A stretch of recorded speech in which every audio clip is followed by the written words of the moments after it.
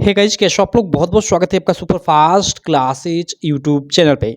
दोस्तों, अगर 2023 में आप बोर्ड एग्जाम देने वाले हो और क्लास 10th यूपी बोर्ड के स्टूडेंट हो तो ये वीडियो आपको अंत तक देखना बेहद जरूरी है, क्योंकि इस वीडियो में मैं आपको बताऊंगा कि आप लोग का जो 2023 का सामाजिक विज्ञान यानी सोशल साइंस का पेपर है वो कैसे आएगा। अगर आपको नहीं पता तो मैं आपको बताना चाहूँगा कि आप लोग का जो 2023 का पेपर पैटर्न है क्लास 10 का यूपी बोर्ड का, ठीक है, वो पूरा का पूरा चेंज हो चुका है। जी हाँ मेरे दोस्त, उसे बदल दिया गया है।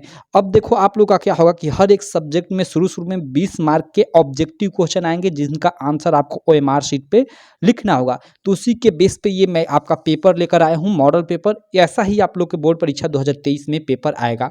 तो चलो मैं आपको बताता हूँ कि कितने मार्क के कौन कौन से प्रश्न आएंगे। ठीक, सबसे पहले देखो आपको सेम पहले की तरह ही जो परीक्षा का मतलब पेपर करने को टाइम मिलता था 3 घंटे 15 मिनट, उतना ही टाइम मिलेगा और 70 मार्क का पूर्णांक होगा। ठीक, और मैं अगर बात करूं तो आप लोग का जो शुरू में 20 मार्क का ऑब्जेक्टिव क्वेश्चन होगा। देखिए शुरू में 20 मार्क का ऑब्जेक्टिव क्वेश्चन होगा और जिसका आंसर आपको देखिए यहाँ पे ओएमआर शीट पे देना होगा।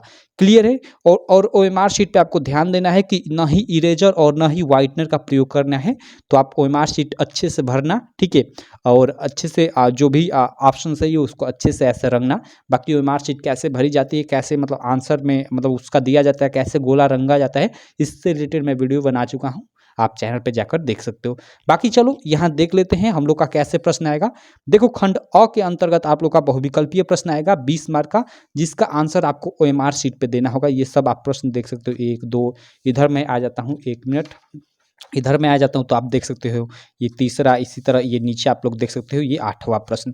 ठीक है, तो इस प्रकार देखो यहाँ पे ये आप लोग का 9 10 11 12 आप यहाँ पे देख सकते हो, 9 10 11 12 13 14 और इस बगल आप लोग का पूरा ये मतलब यहाँ तक आप लोग का ये 20 ऑब्जेक्टिव प्रश्न का मतलब काम खत्म। मतलब 20 ऑब्जेक्टिव प्रश्न ये हो गया आपका शुरू का मतलब 20 मार्क यहाँ से आपका क्लियर हो गया। 70 मार्क्स में से अब 20 मार्क यहाँ आपका ऑब्जेक्टिव क्वेश्चन का हो गया, जिनका आंसर आपको ओएमआर शीट पे लिखना होगा। अब देखो ये सब्जेक्टिव जो क्वेश्चन होंगे, इसके बाद जो सब्जेक्टिव टाइप के क्वेश्चन होंगे यानी बड़े बड़े प्रश्न होंगे, ठीक है, और इनका आंसर, जी हाँ मेरे दोस्त, मैं आपको बताना चाहूँगा कि इनका आंसर आपको मतलब जैसे अभी मतलब कॉपी मिलती थी ना, वैसे ही मतलब नॉर्मल कॉपी आपको मिलेगी, जैसे बोर्ड परीक्षा की कॉपी मिलती है, और उस कॉपी पे इसका आंसर लिखना होगा। यानी इस बार आप लोग को आंसर मतलब देने के लिए दो चीज़ें मिलेंगी, एक तो ओएमआर शीट जिस पे आपको ऑब्जेक्टिव क्वेश्चन का आंसर देना होगा, और एक नॉर्मली जो जैसे भी कॉपी मिलती थी पहले बोर्ड की उसी तरह मिलेगी, जिसमें आपको ये सब्जेक्टिव टाइप के प्रश्न का आंसर देना होगा।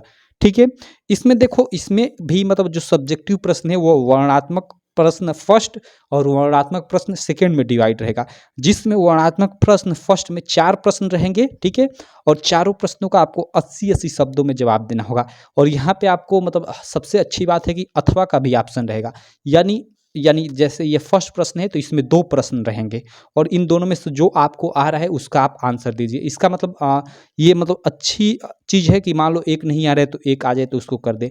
तो ये बोर्ड ने अच्छा किया कि आपको अथवा का ऑप्शन दे दिया है, ठीक है। हर एक प्रश्न में देखिए, पहले प्रश्न में भी अथवा का ऑप्शन, यहाँ पे सेकंड प्रश्न में भी आप अथवा का ऑप्शन देख सकते हो, थर्ड प्रश्न और फोर्थ प्रश्न, 4 प्रश्न होंगे, चारों में अथवा का ऑप्शन दिया रहेगा। यानी ये ऊपर वाला कीजिए या नीचे वाला कीजिए, आपका मन। तो यहाँ से आपका कितना मार्क हो जाएगा, 4 प्रश्न आप करोगे तो 6 का 16 और 4 मार्क का है तो 16 मार्क, तो 16 मार्क ये और 20 मार्क का हमने ऑब्जेक्टिव देखा तो कितना हो गया, ये 6 और 36 नंबर आपका हो गया। ठीक, अब चलो, अब आपका क्या होगा, अब वर्णनात्मक प्रश्न सेकंड होगा। जी हाँ मेरे दोस्त, आपका वर्णनात्मक प्रश्न फर्स्ट खत्म यहाँ पे, उसके बाद वर्णनात्मक प्रश्न सेकंड होगा। इसमें क्या होगा कि इसमें थोड़े और बड़े प्रश्न आएंगे, ठीक है। इनका आंसर आपको 150 शब्दों में देना होगा और ये 6-6 मार्क के प्रश्न होंगे। और यहाँ भी 6-6 मार्क के 4 प्रश्नों का आपका उत्तर देना रहेगा, लेकिन कुल आपके 8 मतलब प्रश्न दिए होंगे। जैसे ये देखो 5 6 7 8, यहाँ देखो 4 प्रश्न है, 1 2 3 4 प्रश्न हैं, लेकिन चारों में देखो अथवा का ऑप्शन है। आप इस प्रश्न को करो या इस प्रश्न को करो। उसी प्रकार 6 नंबर जो प्रश्न है उसमें ये वाला प्रश्न करो अथवा ये वाला प्रश्न करो। तो आपको मतलब ऑप्शन है कि एक नहीं आ रहा है तो एक आप कर लो हर एक प्रश्न में, तो ये काफ़ी अच्छी बात है। और ये देखो यहाँ पे 4 2 6 या 2 4 6, मतलब ये मतलब 6-6 मार्क के प्रत्येक प्रश्न होंगे। अब कैसा क्वेश्चन पूछ रहा है उसके अनुसार यहाँ पे मार्क डिवाइडेड होगा, लेकिन प्रत्येक प्रश्न 6-6 मार्क का होगा। यानी यहाँ से 6-6 मार्क के 4 प्रश्न यानी छः चौका 24 नंबर ये हो गया। तो हम लोग का 20 मार्क वो मतलब ये ऑब्जेक्टिव वाला, 24 मार्क ये हो गया और 16 मार्क का 4 नंबर वाला प्रश्न। 6 4 10 का सुनना, 2 2 4 1 5, 2 2 4 1 5, एक हासिल का 6, यानी 60 नंबर यहाँ से हो गया। अब देखो 10 नंबर बचता है 70 नंबर में से, और 30 मार्क का तो स्कूल लेवल पे प्रैक्टिकल होता ही है। तो 10 मार्क का कैसा प्रश्न रहेगा? तो 10 मार्क का आप लोग का, जी हाँ मेरे दोस्त, इधर मैं आ जाता हूँ यहाँ पे। जो 10 मार्क का प्रश्न होगा वो आपका मानचित्र संबंधित प्रश्न होगा। आप सब लोग जानते होंगे कि आपके बोर्ड एग्जाम में मानचित्र संबंधित प्रश्न भी आता है। जी हाँ मेरे दोस्तों, यहाँ पे आप लोग देख सकते हो मानचित्र संबंधित प्रश्न है, और यहाँ पे आप लोग देख सकते हो ये आपका इसमें 5 प्रश्न है, और प्रत्येक प्रश्न यहाँ पे देख सकते हो आधे आधे नंबर का है। वह स्थान जहाँ जलियांवाला बाग हत्याकांड हुआ, और इसको क्या करना है कि निम्नलिखित स्थानों को भारत के रेखा मानचित्र में ये चिन्ह द्वारा आपको नाम सहित दर्शाना है। सही नाम और सही अंकन हेतु आपको आधा आधा नंबर, यानी दोनों आप इसमें वह स्थान जहाँ जलियांवाला बाग हत्याकांड हुआ, तो आप सब लोग जानते हो कि पंजाब के अमृतसर में हुआ। तो आपको सही मतलब अब मैप आपको मिलेगा बोर्ड परीक्षा में, ठीक है, और उसमें खोजकर आपको ऐसे मतलब ये मतलब लगाना होगा, और वहाँ पे नाम भी लिखना होगा कि ऐसे मतलब अमृतसर कोस्ट में आप पंजाब लिख दोगे।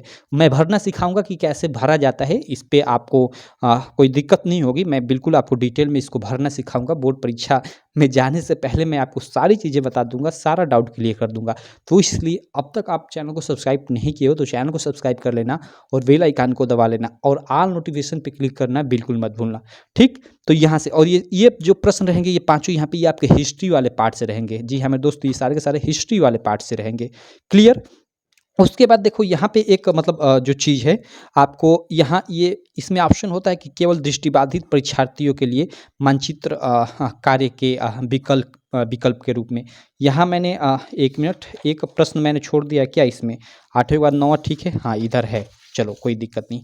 मैं सोचा कि एक मैंने प्रिंट किया है कि नहीं किया है। यहाँ पे ये वाला प्रश्न पता नहीं बोर्ड क्यों देता है, ये जो दृष्टिबाधित छात्र होते हैं उनके लिए, मतलब इसमें आपको मतलब शायद मानचित्र का प्रयोग नहीं करना होता है, तो ये तो आपको नहीं करना होता है, आपको ये वाला करना होता है, ठीक। तो इस बात को आप लोग ध्यान देना।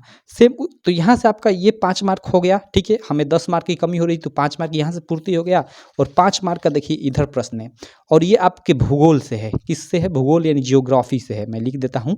तो आप ये ध्यान रखना कि आप लोग का जो मानचित्र संबंधित प्रश्न आता है वो मतलब हिस्ट्री यानी इतिहास और भूगोल वाले पार्ट से आता है। बाकी जो पार्ट 2 पार्ट है, इकोनॉमिक यानी आर्थिक वाला, आर्थिक विकास की समझ वाला सब जो चैप्टर है, और एक राजनीतिक वाला यानी जैसे सत्ता की साझेदारी वाले सब चैप्टर हैं, जिसमें उन 2 पार्ट से आपका नहीं आता है मानचित्र संबंधित प्रश्न। मानचित्र संबंधित प्रश्न केवल आपका जो भूगोल वाला पार्ट है उससे, और जो हिस्ट्री वाला पार्ट है उससे 5-5 मार्क का आता है।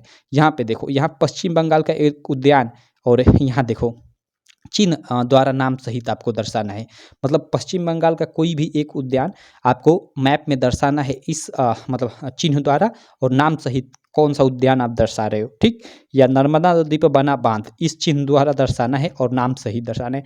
कैसे इसको सॉल्व किया जाता है आप अभी टेंशन मत लो, बिल्कुल डिटेल में मैं आपको बताऊंगा। और ये जितने भी इससे रिलेटेड आप लोग के मतलब एग्जाम में क्वेश्चन आते हैं जैसे मानचित्र संबंधित, मैं हो सकता है कि एक ही वीडियो में पूरा का पूरा क्वेश्चन ले लूँ। लगभग 60 से 70 प्रश्न होंगे, उन्हीं में से आप लोग के बोर्ड एग्जाम में मतलब ये 10 के 10 प्रश्न फंस जाएंगे, ठीक। तो अभी बाकी इस मतलब अभी केवल यहाँ ये समझो कि आप लोग का पूरा पेपर मतलब कैसे आएगा। आपको यहाँ पे पूरी तरह से याद हो जाना चाहिए कि हम लोग का पेपर कैसे आएगा। जैसे अगर मैं अभी बोल दूं, देखो कैसे आप लोग का पेपर आएगा, तो ये आपके माइंड में होना चाहिए कि शुरू में 20 मार्क का ऑब्जेक्टिव आएगा, जिसका आंसर OMR शीट पे देना होगा। उसके बाद वर्णनात्मक प्रश्न सेकंड होगा, जिसमें आपके पूरे 8 प्रश्न होंगे, लेकिन केवल 4 प्रश्नों का ही उत्तर देना होगा, और प्रत्येक प्रश्न 4-4 मार्क का रहेगा, यानी यहाँ से 16 मार्क मिलेगा। उसके बाद एक और वर्णनात्मक प्रश्न रहेगा, और इस मतलब जो 4 नंबर वाले प्रश्न रहेंगे इनका आंसर 80 शब्दों में देना होगा। और इस फिर वर्णनात्मक प्रश्न सेकंड जो होगा उसमें मतलब बड़े बड़े वाले थोड़े प्रश्न होंगे, और इसमें भी 8 प्रश्न होंगे, लेकिन 4 प्रश्नों का उत्तर देना होगा। लेकिन ये प्रश्न 6-6 मार्क के होंगे, ये 6-6 का 24 नंबर यहाँ से आपको मिलेगा, और इसका आंसर लगभग 150 शब्दों में देना होगा। तो ये चीज़ें आपको याद होनी चाहिए। उसके बाद आपको याद होना चाहिए कि अंत में भूगोल वाले पार्ट से मानचित्र संबंधित प्रश्न 5 मार्क का, और इतिहास से मतलब 5 नंबर का मानचित्र संबंधित यानी 10 मार्क का मानचित्र संबंधित प्रश्न पूछेगा। तो ऐसे पूरा आपको मतलब एकदम ये चीज़ें याद हो जानी चाहिए कि कैसे पूरा का पूरा पेपर आएगा। और ये एक मतलब SST यानी सोशल साइंस की ही नहीं, सारे सब्जेक्ट, चाहे हिंदी हो गया, मैथ हो गया, सारे सब्जेक्ट का प्रश्न संख्या भी याद होना चाहिए। कि मैं अगर बोलूँ कि हिंदी में प्रश्न संख्या 9 में क्या आएगा, तो आपको याद होना चाहिए कि हिंदी में प्रश्न संख्या 9 में निबंध संबंधित प्रश्न आएगा सॉरी तो ये आपको चीज़ें याद होनी चाहिए। क्लियर? तो ये था हम लोग का सोशल साइंस का बोर्ड परीक्षा 2023 का पेपर कैसा आएगा उससे रिलेटेड वीडियो। बाकी इसी प्रकार की मैं सारे सब्जेक्ट की वीडियो एक-एक कर आपके लिए बना दूँगा। तो चलो, आशा करता हूँ ये वीडियो आपको काफ़ी अच्छी लगी होगी। वीडियो अच्छी लगी तो यार चैनल को सब्सक्राइब कर देना, वीडियो को लाइक कर देना और अपने सारे दोस्तों में इस वीडियो को शेयर करना बिल्कुल मत भूलना। तो चलो, मैं इसी प्रकार की आपसे मिलता हूँ नेक्स्ट वीडियो में। तब तक के लिए थैंक यू।